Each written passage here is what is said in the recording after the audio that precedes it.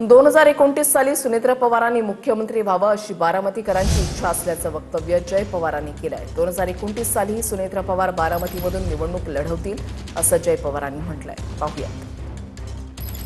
सर्वच बारामतीकरांची एक इच्छा होती की दादांना त्यांनी एकदा मुख्यमंत्री म्हणून बघायला पाहिजे होतं आणि आता वहिनी पण तसे खूप कष्ट घेत आहेत। तर मला वाटते 29ला वहिनीच उभा राहतील आणि वहिनी आमची सर्वांची आशा आहे की ती जागा वहिनी मुख्यमंत्री म्हणून तिथं घ्यायला पाहिजे। या महाराष्ट्रामध्ये भाजप सोडून दुसरं कुठल्या पक्षाचा मुख्यमंत्री होऊ शकत नाही।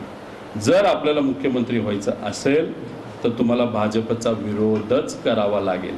त्यामुळे दादांच्या शेवटच्या 4 महिन्यामध्ये जर आपण सर्वांनी बघितलं असेल, दादा सातत्याने भाजपच्या विरोधातच तिथं बोलत होते।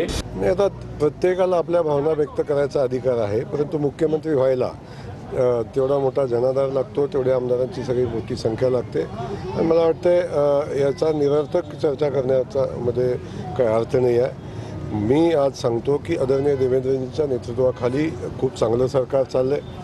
ते 2019 साली आलं, 2014 साली आलं, 2024 साली आलं आहे आणि आदरणीय देवेंद्रजींच्याच नेतृत्वाखाली 2029ला पण सरकार भारतीय जनता पक्षाचं येईल।